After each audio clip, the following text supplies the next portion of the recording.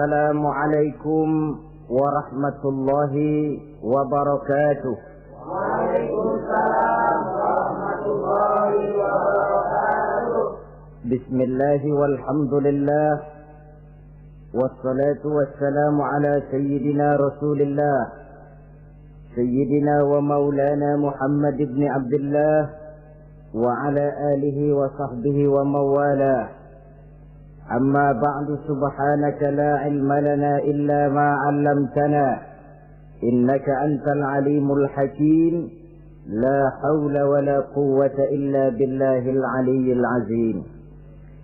Saudara-saudara kaum muslimin rahimakumullah,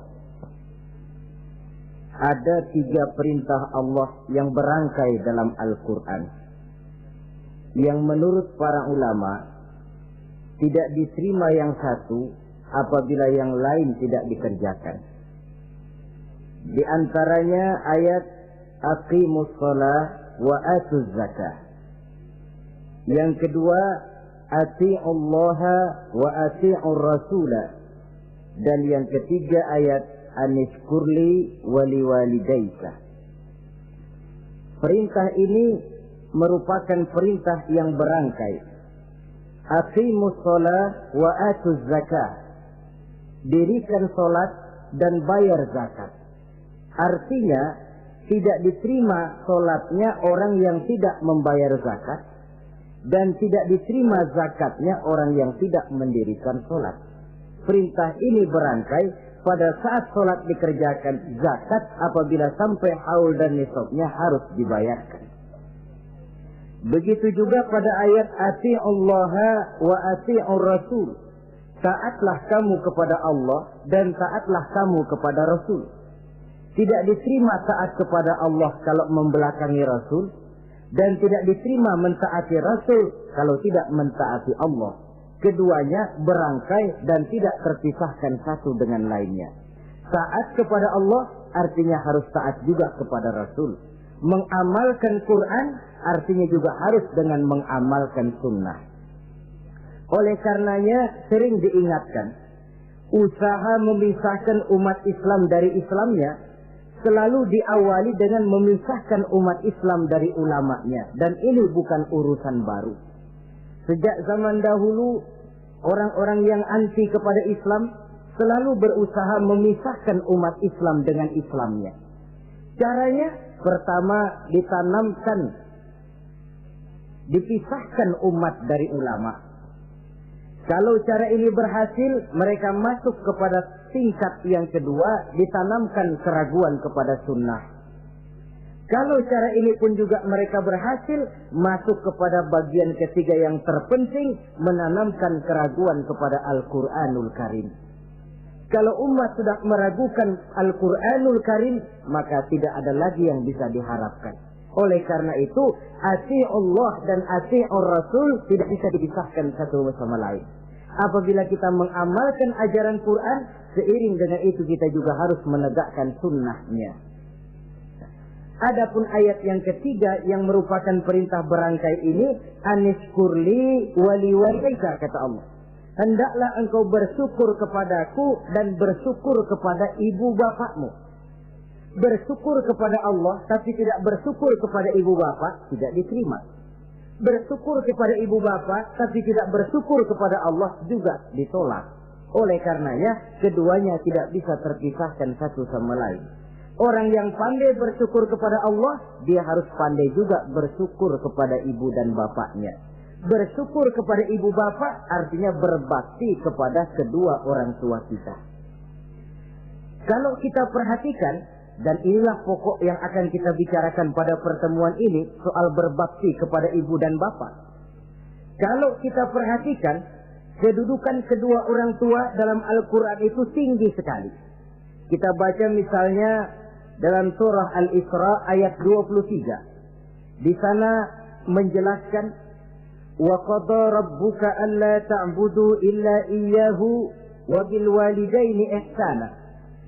Dan Allah Tuhanmu telah memutuskan, telah menetapkan, jangan kamu menyembah selain daripadanya dan berbaktilah kepada kedua orang tua.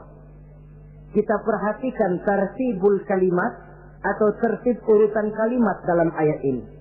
Pertama, jangan menyembah selain kepada Allah. Yang kedua, berbakti kepada kedua orang tua. Allah, setelah itu kedua orang tua.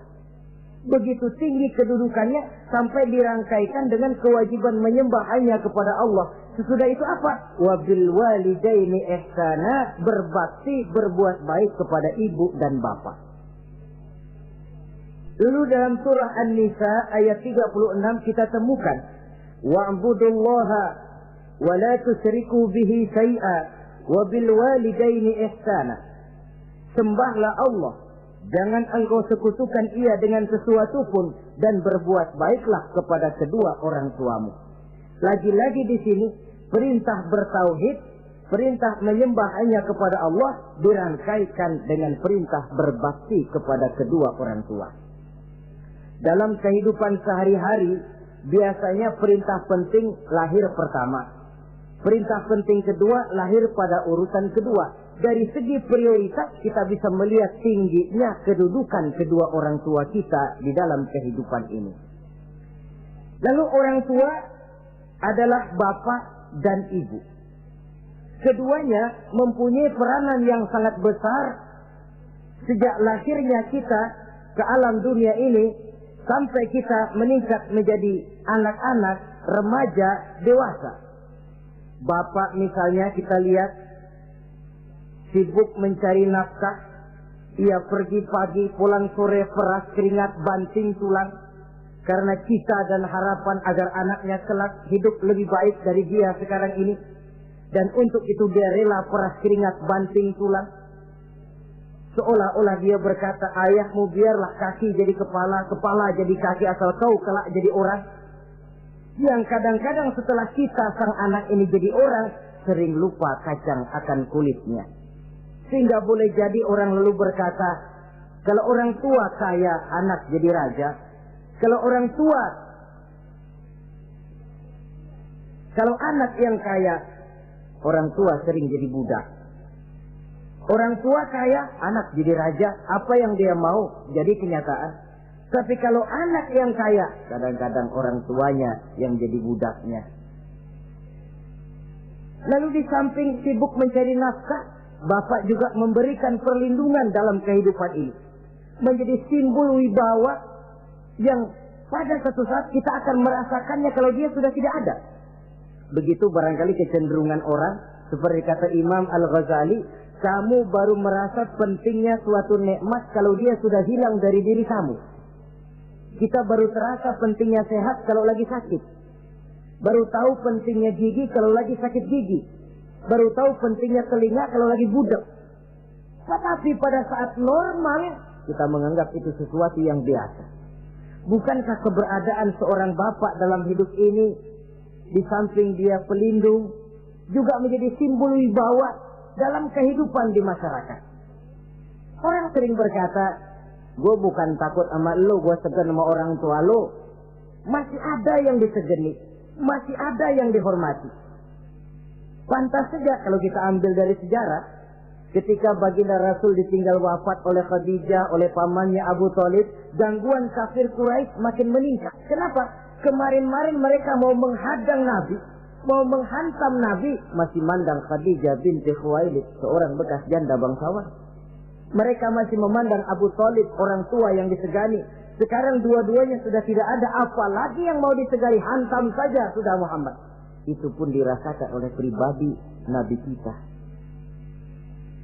Saudara-saudara kaum muslimin, apalagi yang namanya ibu, dia lebih banyak menangani kita. Pantas kalau Rasul satu saat ditanya orang, ya Rasul, siapa sih yang paling harus saya taati di dunia ini? Ibumu. Lalu siapa lagi ya Rasul? Ibumu. Kemudian setelah itu siapa ya Rasul? Ibumu. Sesudah itu siapa ya Rasul? Bapakmu. Ibu, baru bapak. 3 berbanding 1. Kenapa harus begitu? Kita lihat. Pertama yang namanya ibu, sejak proses kehamilannya sudah istilah Quran hamalathu wahnan ala wahnin.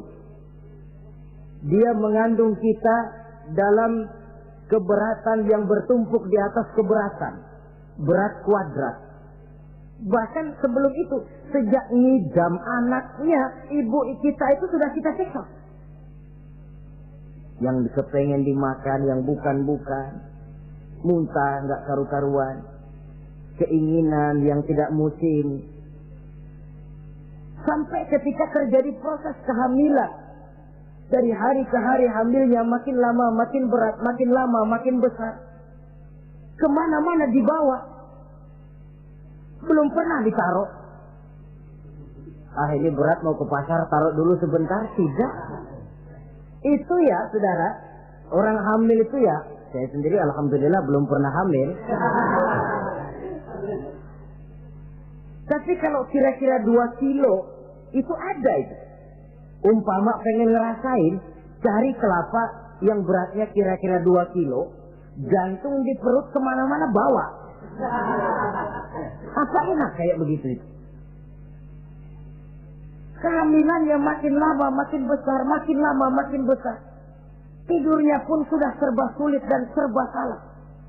Sampai dia kepada saat kelahirannya, saat melahirkannya, berhadapan dengan 2 pilihan. Kalau tidak hidup, mati. Dan seorang suami tidak pernah menghadapi saat-saat kritis macam gitu. Paling-paling waktu istrinya melahirkan, dia cuma nungguin di depan pintu. Bingung, gelisah, tapi masih sempat ngerokok. Si istri sudah pasrah berhadapan dengan kalau tidak hidup, mati. Saudara hadirin yang saya hormati, dalam pilihan itu dia lahirkan anaknya ke alam ini. Dan maha adil Allah.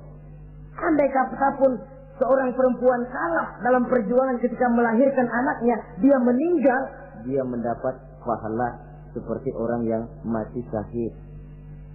Sebab orang mati syahid itu ada 3 macam. Ada syahid dunia akhirat. Ini orang yang pergi perang membela agama, niatnya karena Allah, dia gugur di medan perang, syahid dunia akhirat. Tidak usah dimandikan, dikafankan, disolatkan, dikubur dengan pakaian yang dia pakai, yang berlumur darah itu. Yang kedua, ada orang mendapat syahid akhirat. Artinya, mendapat pahala seperti pahalanya orang yang mati syahid. Tetapi jenazahnya tetap wajib diurus seperti biasa. Dimandikan, dikafankan, disolatkan. Hanya pahalanya seperti pahala orang mati syahid. Siapa mereka? Al-Gharik. Orang yang mati tenggelam, kelelep di kali, itu mati syahid, syahid akhirat. Apalagi sahibul hadmi, orang yang tertimpa benda keras secara mendadak, mati syahid, syahid akhirat. Di dunianya tetap wajib diurus seperti biasa. Saudara lagi jalan enak-enak ketiban batu 2 ton. Mati, mendapat pahala syahid, syahid akhirat. Tapi jangan diniatin. Kalau diniatin, saya mah pilih selep aja dah. Lu nyebur ke kali, mati, syahid. Tidak. Konyol malah itu, bunuh diri namanya. Nah, di antaranya yang mati syahid itu perempuan yang meninggal pada saat melahirkan anaknya. Tapi masalah kita dalam pilihan antara hidup dan mati, dia lahirkan anaknya ke alam ini. Lalu proses mengasuh dan membesarkan lebih banyak sang ibu ketimbang sang bapak. Tengah malam, bapaknya sudah asik tidur lelap. Si ibu masih saja berkutat dengan anak bayinya. Dibungkusnya pakaian, si anak pun pipis digantinya itu. Setelah itu dijaganya juga dari gigitan nyamuk.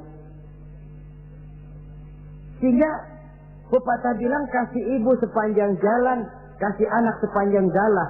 Ini berarti bahwa bagaimanapun upaya hendak menebus jasa daripada ibu, memang sulit untuk tersebut. Oleh karenanya saudara-saudara, pantas saja kalau Nabi sampai 3 kali ibumu, ibumu, ibumu, setelah itu bapakmu.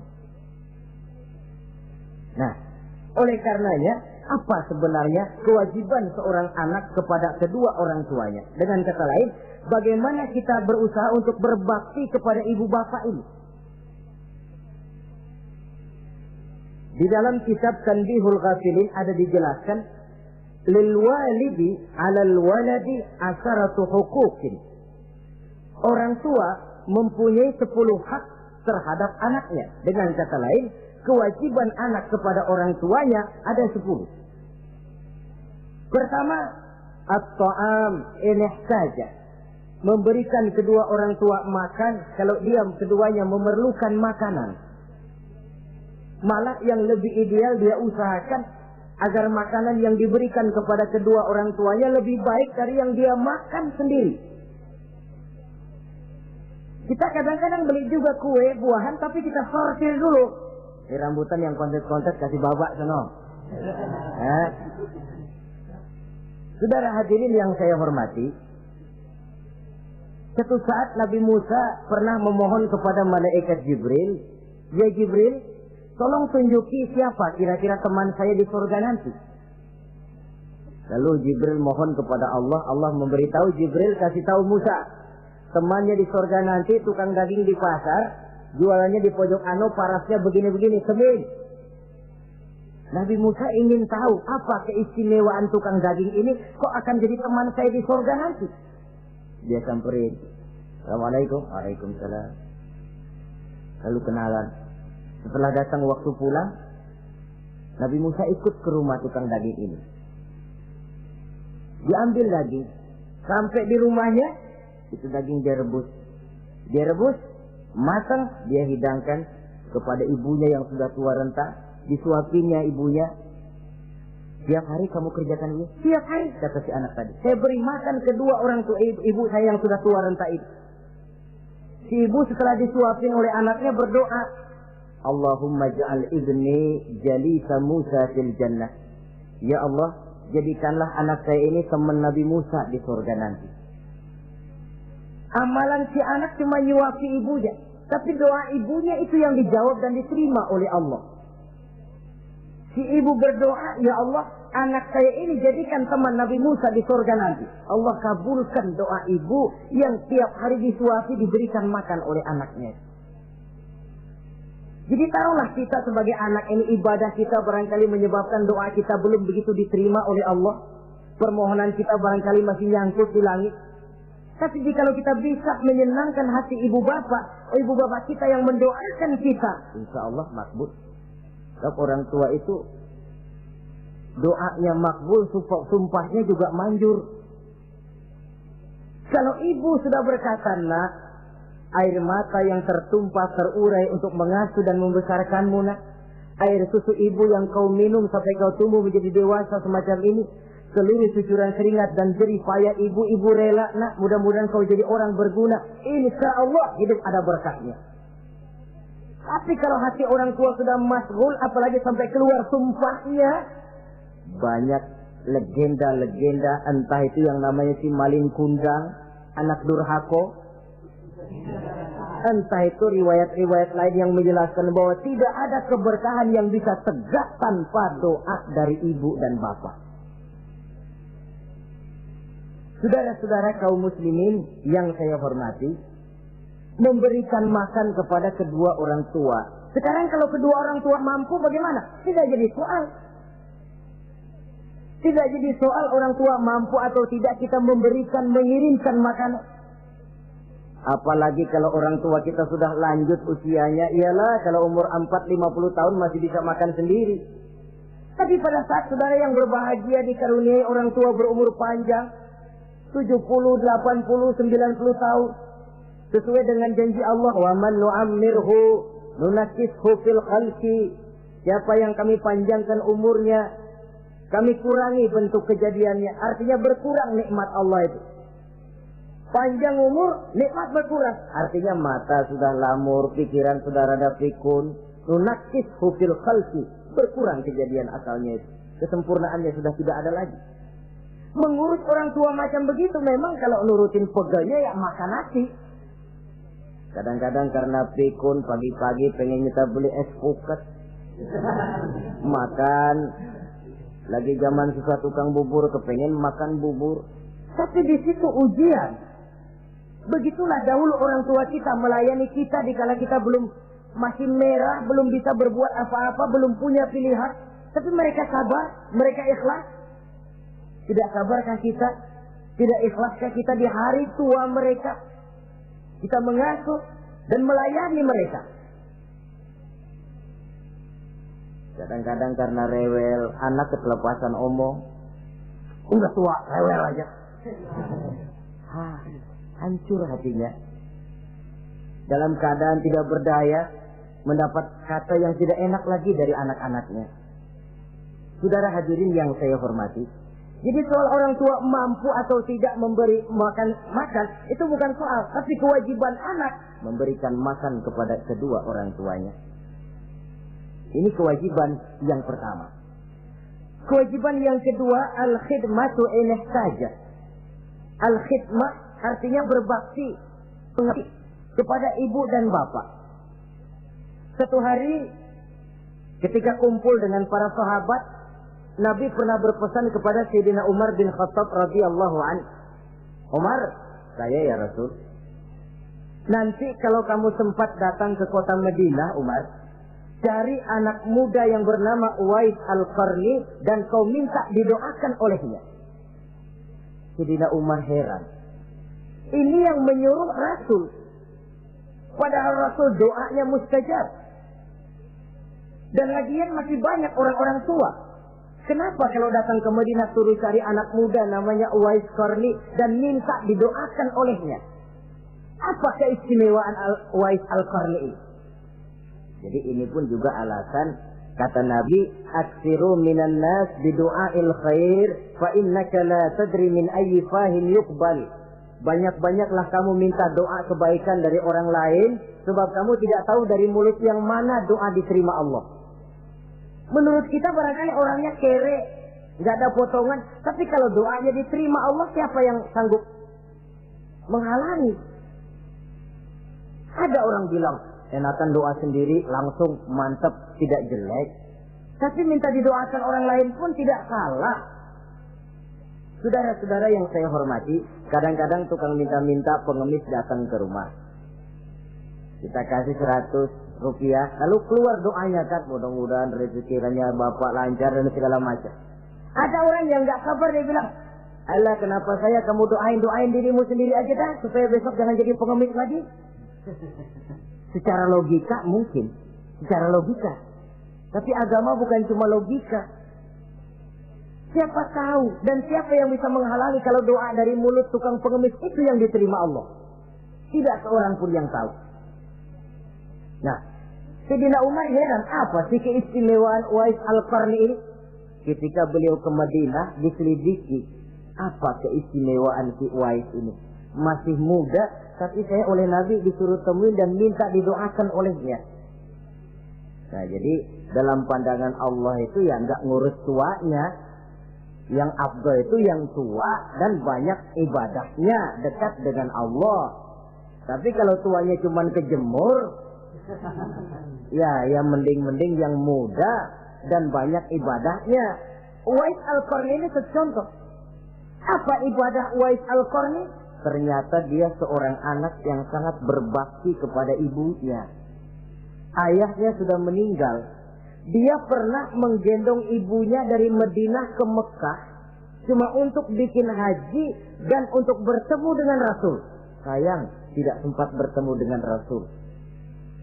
Menggendong ibu dari Madinah ke Mekah itu kira-kira 465 kilo ya. Jakarta Semarang. Digendong ibunya. Kita kadang-kadang ibu kita ini sudah sakit payah. Mau ke dokter saja. Masih manggil orang, tolongin mak gono. Masih minta tolongin. Berat kita. Uwais Al-Qarni menggendong ibunya cuma untuk menunaikan ibadah haji dan bertemu dengan Rasul. Rupanya karomahnya itu muncul karena dia merupakan anak yang sangat bakti kepada ibunya. Jadi Allah memberikan karomah itu ya, ada yang karena orang rajin tahajud, ada yang karena tangannya pemurah, dermawan, ada yang karena sangat berbakti kepada kedua orang tuanya, ada yang karena rajin baca Quran, ada yang karena rajin melaksanakan puasa sunnah. Timbul karomahnya, keistimewaan yang diberikan Allah kepadanya. Jadi bakti kepada ibu dan bapak mendatangkan karomah, keistimewaan yang diberikan Allah kepada kita. Kayak Uwais Al-Qarni ini. Kalau dilihat dari segi ibadah, dia masih muda. Tentu lebih banyak ibadahnya macam Umar bin Khattab. Tapi karena baktinya kepada ibunya, sampai Nabi pesan Sayyidina Umar, kalau kau sempat ke Madinah, cari anak muda bernama Uwais Al-Qarni, minta didoakan olehnya.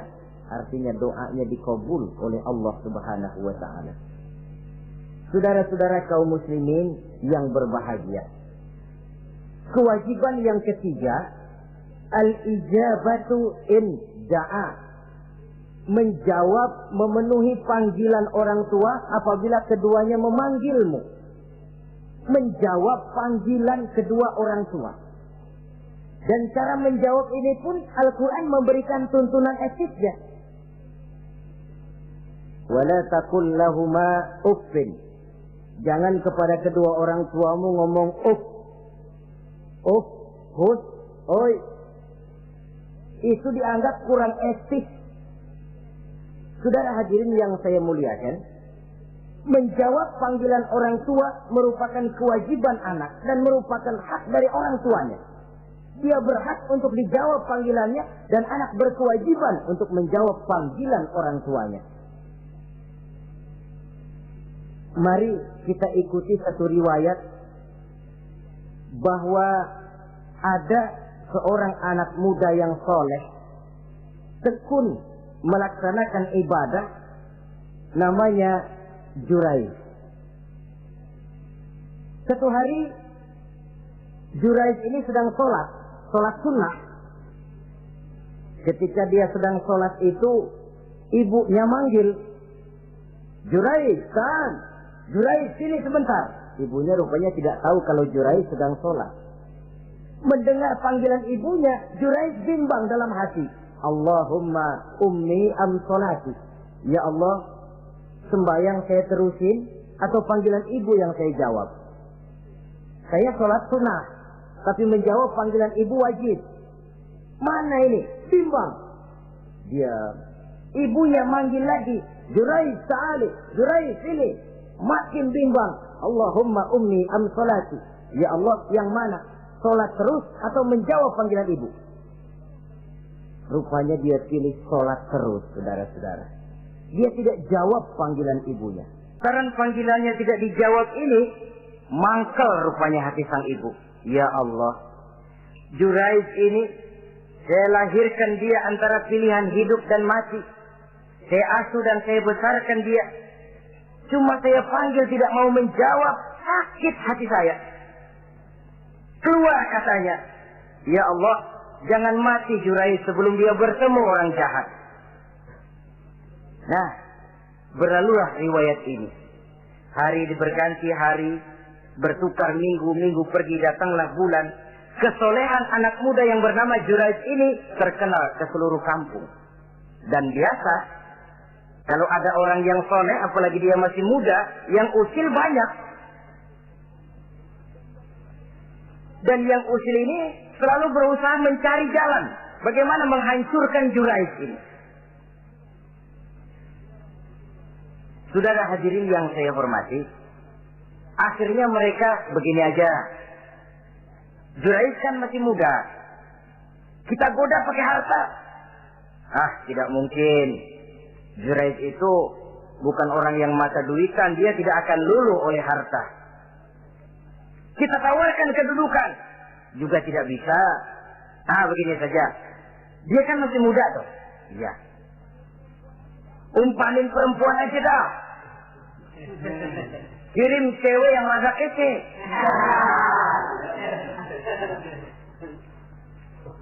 Dicarilah perempuan untuk menggoda Jurayj ini. Sampai satu malam Jurayj sedang ibadah di mihrab dalam masjid, masuk perempuan ini dengan langkah gemulai, dengan suara merdu mendayu-dayu, mencoba merayu, membujuk, mempedaya, mempesona Jurayj. Tapi enggak kena. Sejak dari berpakaian lengkap si perempuan ini, Sampai bahasa Arabnya uryanun talik, tanpa keselai benang pun lagi lekat di badannya. Menggoda Jurais, memegang Jurais, muter-muter di depan Jurais, tanpa selembar benang pun lekat di badannya. Jurais mantap. Si perempuan karena sudah kadang merasa dibayar lalu nggak berhasil kan malu. Akhirnya dia keluar dari masjid, dia pergi ke sebuah kampung, di sana dia berzina dengan seorang pengembala kambing dan hamil. Ketika hamilnya besar, si perempuan ini kemana-mana pidato. Saudara-saudara, kenal nggak Jurais? Kenal. Yang katanya rajin benar ibadah tuh, yang mainannya di masjid melulu, yang mainannya tasbih melulu. Nih, perut saya nih. Dia urusannya tuh. Jurais, apa betul? Oh. Akhirnya Jurais dicari orang, macam-macam, yang caci maki, bahkan ada yang bikin pakai batu sampai berdarah kakinya, berdarah tangannya. Caci maki orang sudah nggak karu-karuan. Masjid lo ya, topeng doang lo. Saudara hadirin yang saya hormati, kita lihat di sini, Jurais sedang sholat sunnah, dipanggil oleh ibunya, tidak menjawab. Cuma itu ilatnya, dan ibunya pun tidak tahu kalau Jurais sedang sholat. Keluar omongan yang tidak enak, dan omongan itu manjur. Kata Jurais, saudara-saudara begini, apakah di antara saudara-saudara ada yang lihat saya melakukan zina dengan perempuan ini? Tidak ada. Lalu atas dasar apa saudara menuduh saya? Ya pengakuan si perempuan tadi. Nggak bisa dong kalau nggak ada saksi. Sekarang begini saja. Bagaimanapun saya ngotot, saudara nggak percaya, kita tunggu saja sampai si bayi ini lahir. Kita tanya dia nanti siapa bapaknya. Baiklah kalau begitu. Ditunggulah saat kelahiran sang bayi. Begitu bayi itu lahir ke alam ini, brown, merah, masih orok. Setelah dibersihkan, ditekan perutnya oleh Jurais, ya gulam, kul man abak. Bayi, tolong kasih tahu siapa bapakmu. Dengan izin Allah itu orok, bayi yang masih merah ngomong, bapak saya tukang ngangon kambing di kampung Ano. Kata Jurais tuh kan, gua tuh juga bukan gua ya. Gak percaya sih ente, main sabot aja. Begini akhirnya nih, ternyata sedang sholat sunnah dipanggil, tidak menjawab, ibunya mangkel, keluar omongan tidak enak, itu masih manjur. Apalagi kalau nggak lagi ngapa-ngapain, dipanggil nggak jawab, atau menjawab dengan panggilan yang nyakitin hati, tentu saja lebih manjur lagi ucapan orang tua kita itu. Saudara-saudara yang saya hormati, jadi kewajiban ini al-ijabatu inda'a, menjawab apabila dipanggil. Teorinya mudah ini, prakteknya yang sulit. Pada suatu saat kita sedang menghadapi urusan yang sangat penting, orang tua manggil. Pada suatu saat kita sedang menghadapi tamu untuk sesuatu yang vital, orang tua manggil. Pada saat semacam itu, seperti ada hadis, tuan rumah wajib menghormati tamu. Itu sih mudah dalam situasi normal. Tapi coba malam kita sudah nggak tidur, begitu mau tidur baru mau ngelayat, assalamualaikum tamu. Kondisi begini untuk mengamalkan hadis tadi bisa apa tidak menghormati tamu dalam kondisi yang memang kita ini sudah mestinya istirahat. Mestinya kan hati kita, tamu nggak tahu diri banget, gue mau tidur, datang. Kalau kondisinya normal, menghormati tamu bukan sesuatu yang sulit. Begitu juga menjawab panggilan orang tua ini. Kalau kondisinya normal, mudah. Tapi dalam kondisi di mana kita berhadapan dengan pilihan ini atau ini, di situ akan kelihatan bakti anak kepada kedua orang tuanya. Yang keempat, kewajiban anak al-ita'atu in amara ghairi maksiyatin. Taat kepada ibu bapak sepanjang perintahnya tidak untuk maksiat kepada Allah. Kalau sudah perintahnya untuk maksiat, gugur kewajiban untuk taat. Umpamanya ada orang tua ngajak anaknya, "Nak, Ong, warung pojok yuk." "Ngapain, Mbak?" "Kita teler." Umpama anak tidak wajib taat. Atau ada orang tua musyawarah sama anaknya, "Nah, gimana kalau kita pindah agama saja?" Tidak wajib taat. Sepanjang perintah itu tidak untuk melakukan maksiat kepada Allah, anak wajib taat. Dan jangan lupa, kewajiban taat kepada kedua orang tua di bawah kewajiban taat kepada Allah dan Rasulnya. Allah dan Rasulnya, setelah itu ibu bapak. Apabila perintah tidak untuk melakukan maksiat, maka anak wajib untuk melakukan taat kepada kedua orang tuanya. Ini kewajiban yang keempat.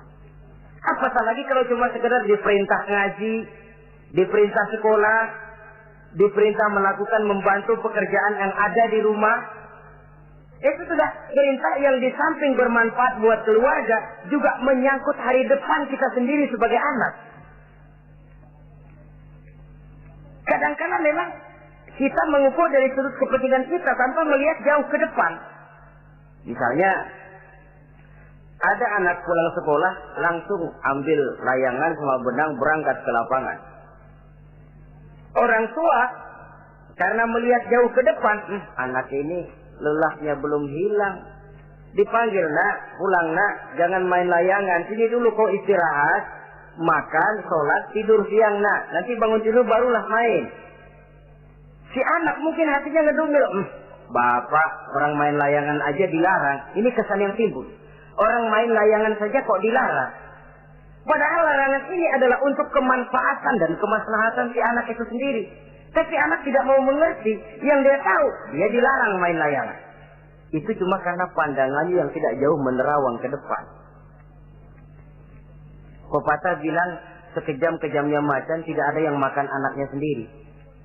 Artinya, bagaimanapun kondisinya, orang tua itu tidak ada yang akan sampai untuk menyengsarakan anaknya. Saudara-saudara kaum muslimin rahimakumullah. Jadi yang keempat, kewajiban untuk taat sepanjang tidak melakukan maksiat kepada Allah Subhanahu wa taala. Yang kelima, at-takallum ma'ahu bil-lin. Apabila bercakap-cakap dengan kedua orang tua, hendaklah dengan tutur kata yang lemah lembut. Wala tanharhuma wala taqul lahuma uffin wa qul lahuma qawlan karima. Jangan membentak, jangan uff saja, hus saja, itu sudah tercela dan tidak boleh menurut ajaran agama. Apatah lagi sampai membentak, maaf, apalagi sampai melakukan tindakan kekerasan. Menendang orang tua, na'udzubillah, summa na'udzubillah. Memukul orang tua sendiri, Allah karim. Orang tua yang menyebabkan secara zahir keberadaan dia ke alam ini, sampai hati ditendang, dipukul, dibangsat-bangsati. Tidak ada kedurhakaan yang lebih berat selain daripada kedurhakaan kepada kedua orang tua sesudah orang menyekutukan Allah. Sehingga pantas kalau Nabi memberikan vonis, ridullah fi ridul walidain wa suhtullah fi suhtil walidain. Keredoan Allah di dalam keredoan ibu bapak, dan murka Allah pun berada dalam kemurkaan ibu bapak. Ibu bapak ridho, Allah insya Allah ridho. Ibu bapak murka, Allah murka. Jadi kebahagiaan apa yang bisa kita tegakkan dalam hidup tanpa restu dan doa kedua orang tua kita? Si anak mungkin karena pendidikannya lebih tinggi, pengalamannya lebih luas, pergi ke mancanegara, bisa segala macam bahasa, dididik secara canggih. Tapi apakah itu lalu berarti dia harus memalingkan diri dari kedua orang tuanya? Sama sekali tidak. Disinilah unsur yang namanya keberkahan. Maka sering dijelaskan orang tua adalah keramat hidup. Kita sering ziarah. Ya kadang-kadang kalau yang diziarahi kiai ya lumayan. Kadang-kadang yang diziarahi dukun yang sembahyang aja enggak. Cari mbah ano, cari ambah ano, cari keramat ano, cari keramat ini, cari keramat itu. Dan jangan lupa di beberapa daerah yang namanya kiai itu ya, yang disebut kiai, bukan cuma orang yang ngerti agama. Ya kalau saudara ke keraton Jogja mana segala gerobak namanya kiai. Iya toh, kereta kencana itu. Degung namanya kiai. Lalu jangan lupa itu. Misi Zending pertama namanya juga Kiai Sadrak itu. Kiai, tapi misi Zending. Lalu di sana itu kiai itu panggilan untuk yang dipertua. Kita ziarah cari keramat Mbah Buyut, Mbah Sapu Jagat, Mbah Brojo, macam-macam Mbah. Tapi kita lupa di rumah kita ada keramat hidup. Siapa itu? Ibu bapak kita. Sebelum jauh-jauh lah berziarah ke tempat-tempat yang lain, di rumahku ada keramat yang hidup. Ibu dan bapak kita sendiri. Keramat hidup. Dengan doanya, hidup jadi berkah.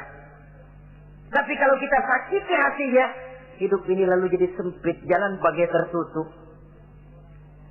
Maka berbahagialah seorang anak apabila dia sudah sanggup melakukan satu bakti yang bisa menyenangkan hati kedua orang tuanya.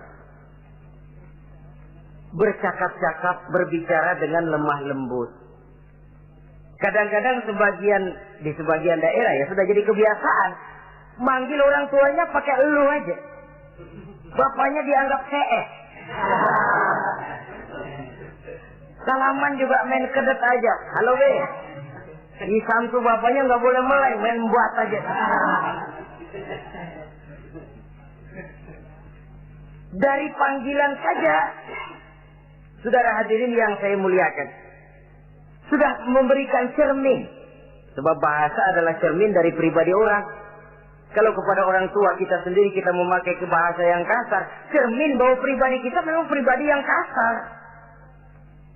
Jadi pantas kalau agama mengatakan, apabila kedua orang tuamu sudah mencapai usia lanjut, fala tanharhuma, jangan membentak, wala taqul lahuma uffin, jangan berbicara uff, wa qul lahuma qaulan karima, sampaikan berbicara kepadanya dengan qaulan karima, kata-kata yang mulia, bukan kata-kata yang bagus dan indah diminta, qaulan karima, kata-kata yang mulia. Ya Allah, luhur, indah betul bahasa Quran ini.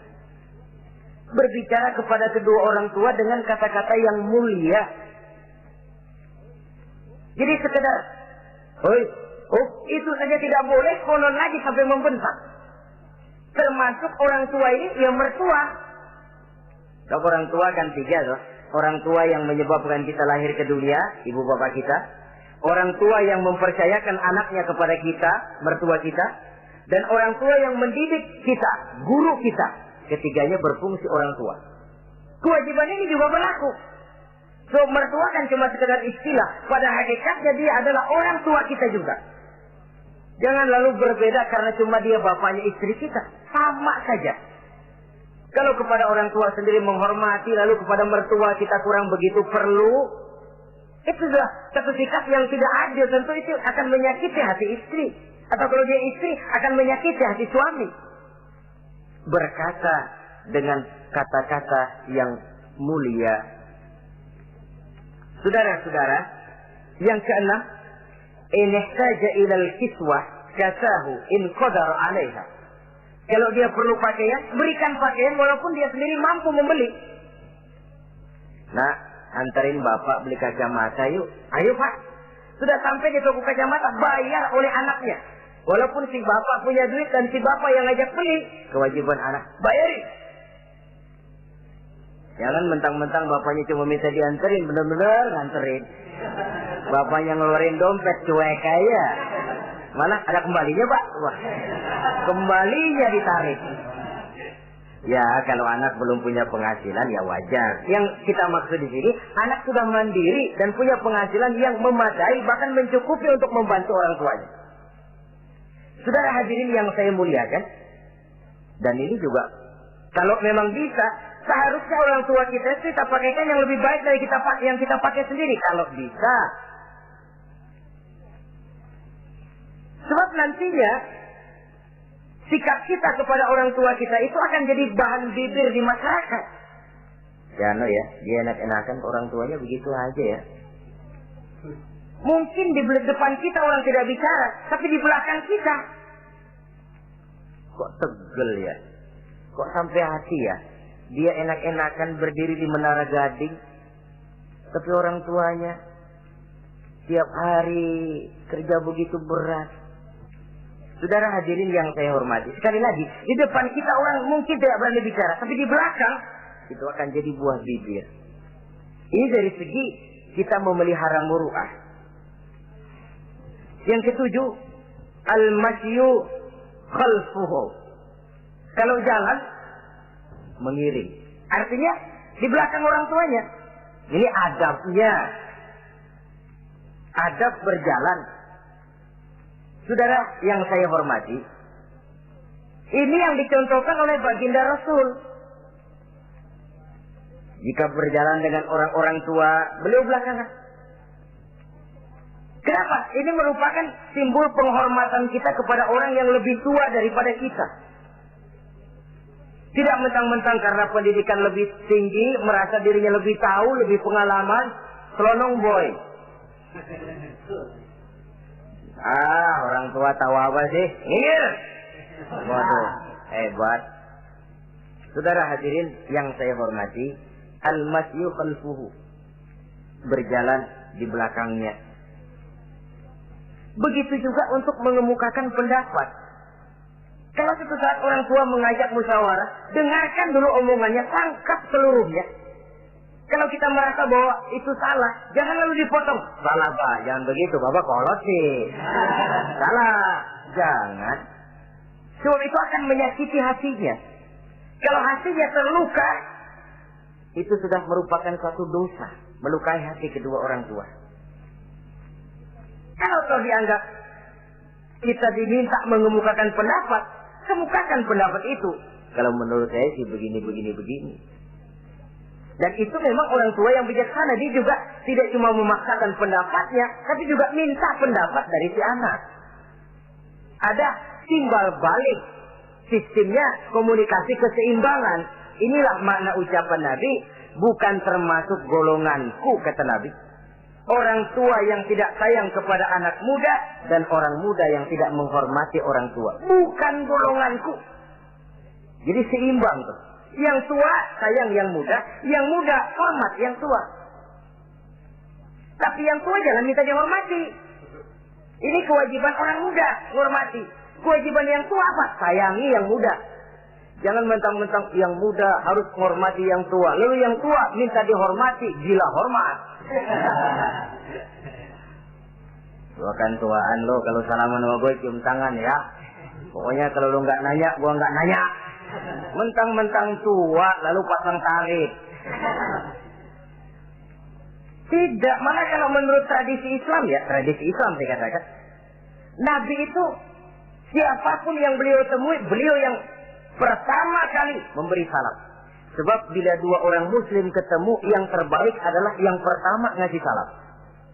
Si A, si B ketemu. Siapa yang paling baik di antara keduanya? Yang duluan ngucap salam.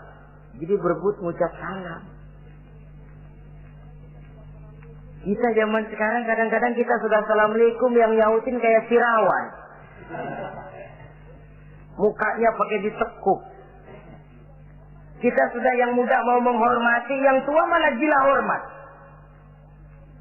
Yang muda jangan cuma minta disayangi, tapi nggak sanggup menghormati yang tua.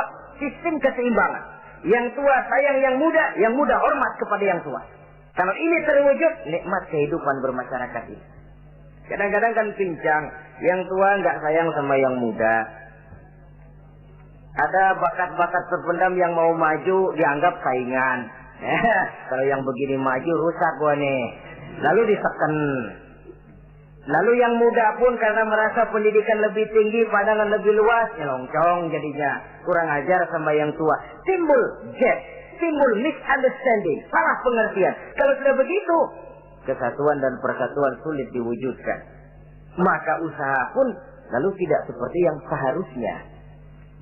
Saudara-saudara yang saya hormati, yang ke-8 sekarang, kewajiban anak itu apa? Al-irda'u lahu bima radiya li nafsihi mencari keredoan dari orang tua tentang sesuatu yang dia ridho.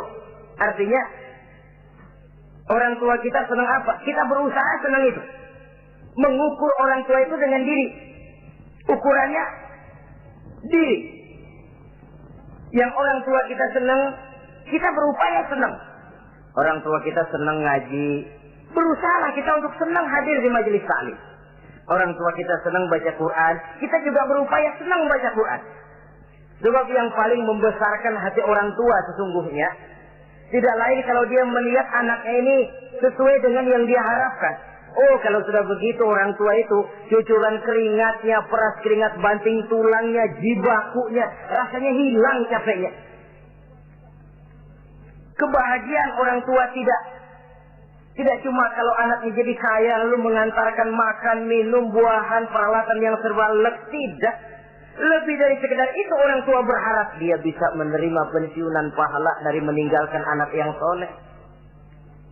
Alangkah indahnya jika orang tuanya nanti wafat meninggalkan alam ini, anak-anaknya mengurubungi di sekelilingnya, memimpin orang tuanya membacakan syahadat, anak-anaknya juga yang memandikan, anak-anaknya yang menyolatkan, anak-anak yang menurunkan dia ke liang lahat, anaknya yang mendoakan. Alangkah nikmatnya orang tua macam itu. Tapi kan langka. Di samping karena memang orang tua kurang mengarahkan, anak pun kurang perhatian ke arah itu. Begitu bapaknya mati, ambil mana ambil, suruh mandiin. Akan lebih baik kalau anaknya yang mandi. Tangga panggil sembayangi, anaknya malah nonton dari jauh, enggak ikut sembayangin, mau kok tegel. Kenapa enggak ikut sembayangin? Ya enggak bisa sembayangin. Ya kalau macam Abu Nuwas dulu enggak bisa, masih ada akal. Ikut sembayang jenazah. Dia enggak tahu kalau sembayang jenazah itu cuma diri, enggak pakai ruku, enggak pakai sujud. Imam takbir dia takbir, begitu takbir kedua dia kira ruku dia. Habis takbir lagi sujud. Orang-orang gak ada yang sujud. Bingung. Selesai ditanya dia, Abu Nawas kenapa tadi pakai sujud? Dia bilang ini mayit dosanya kebanyakan.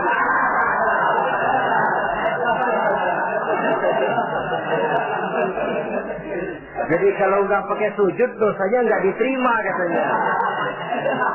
Dosanya nggak diampuni kalau nggak pakai sujud. Makanya saya pakai sujud. Itu sih akal-akalan. Jawaban orang kepepet namanya. Saudara hadirin yang saya hormati, baiklah ya. Yang ke-9, al-ikrahu lahu bima yakrahu li nafsihi. Membenci apa yang dibenci oleh orang tuanya. Orang tua kita enggak senang judi, jangan dekati judi.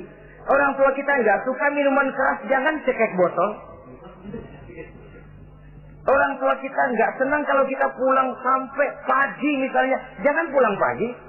Orang tua kita enggak senang kita hanyut dalam arus pergaulan bebas, batasi pergaulan untuk menjaga hatinya. Kalau kita senang, tapi di depan orang tua kan harus berusaha menjaga hati kedua orang tua kita. Ini tidak berarti bahwa di depan orang tua baik lalu di belakang orang tua merdeka.